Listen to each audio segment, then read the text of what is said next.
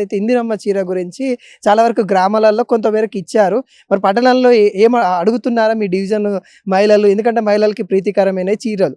చీరలు అడుగుతా ఉన్నారా? ఏం చెప్తారు? మీరేం సమాధానం చెప్తున్నారు వాళ్ళకి? ఇప్పుడు నేను చెప్పకంటే ముందే మహిళలే ఆ చీరలు చూసిన తర్వాత వాటి మీద కొన్ని కామెంట్స్ చేస్తున్నారు. గతంలో కేసీఆర్ గారు చీరలు ఇస్తే ఇది నాణ్యత లేదని చెప్పేసి అప్పుడున్న ప్రతిపక్షం కాంగ్రెస్ పార్టీ బాగా విమర్శించడం జరిగింది. మరి ఇప్పుడు వాళ్ళేమో పట్టు చీరల్లాగా ఉన్నాయి చీరలు, పెళ్ళిళ్ళకు కూడా కట్టుకొని పోవచ్చు అని అన్నారు. ఇప్పుడు పెళ్ళిళ్ళకి ఒకటే రంగు గల చీరలు ఒక 10-20 మంది కట్టుకొని పోతే దాన్ని వాళ్ళు ఏ రకంగా చూస్తారు?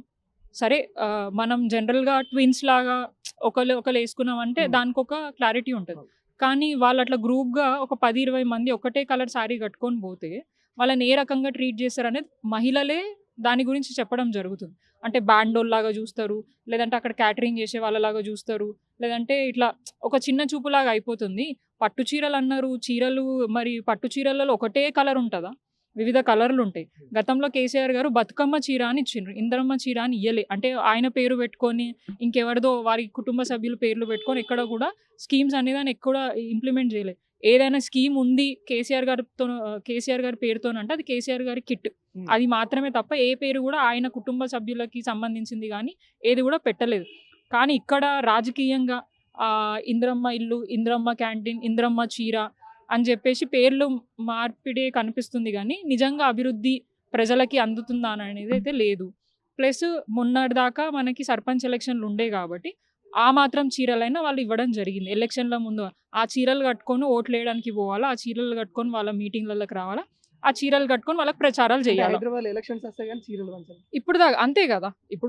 ఇప్పుడు ఎలక్షన్ సమయం కాదు, మరి పంచొచ్చు కదా. ఏదో ఒక కార్యక్రమం సంక్రాంతికి సరే అయిపోయింది, బతుకమ్మకి ఇయ్యలేదు, నీ ఇందిరమ్మ పుట్టినరోజు రోజు కూడా నువ్వు ఇయ్యలేదు, సోనియమ్మ పుట్టినరోజు కూడా ఇయ్యలేదు. కనీసం ఇప్పుడైనా సంక్రాంతికైనా అప్పుడైనా కట్టుకుంటారేమో చూద్దాము. తీసుకుపోయి అక్కడ ఇక్కడ కమ్యూనిటీ హాల్లో పెట్టి అవన్నీ పాడేదాకా ఎందుకు చూస్తావు? మళ్ళీ ఎలక్షన్ల ముందు మేము వింటున్నది ఏంటంటే అయితే కోడ్ ముందు, లేదంటే మహిళా ఉమెన్స్ డే బేస్ చేసుకొని ఆ చీరలు ఇచ్చి ఆ చీరలన్నీ కట్టుకొని వీళ్ళ కార్యక్రమాలలో పార్టిసిపేట్ చేయాలి అని చెప్పేసి చెప్తున్నారని మేము వింటున్నాం. అండ్ మహిళలు కూడా చాలా సంతోషంగా లేరు, దానికి కూడా వాళ్ళు వ్యతిరేకిస్తున్నారు. చీరలు ఇచ్చినప్పుడు వివిధ కలర్ల రూపంలో ఇస్తే మేము యాక్సెప్ట్ చేయడానికి ఉంటుంది కానీ ఒకటే కలర్ ఇచ్చి మమ్మల్ని ఒక యూనిఫామ్ లాగా వేసుకొని ఒక కార్యకర్తల్లాగా వాళ్ళకి పార్టీకి సంబంధించిన వ్యక్తుల్లాగా ఆ చీరలు కట్టుకొని రమ్మంటే మేము దానికి అంగీకరించడమని చాలా మంది ప్రజలు చెప్పడం చాలా మంది అడుగుతున్నారు. మీరు చూడండి, ప్రజలలోకి వెళ్తే అమ్మ మా పెన్షన్ ఏమైంది, 2000 నుంచి 4000 అన్నారు, అది జరగట్లేదు, కొత్త పెన్షన్లు ఇస్తలేరు. ప్లస్ గతంలో కేసీఆర్ గారు ఉన్నప్పుడు ఏజ్ లిమిట్ అనేది తక్కువ చేశారు. 65 నుంచి 60కి 57% ఇవ్వడం జరిగింది ఏజ్. దాన్ని కూడా పూర్తిగా తీసుకోవడం జరగట్లేదు. చాలామంది వికలాంగులు ఇబ్బంది పడుతున్నారు. అండ్ ముఖ్యంగా 2500 అన్నారు.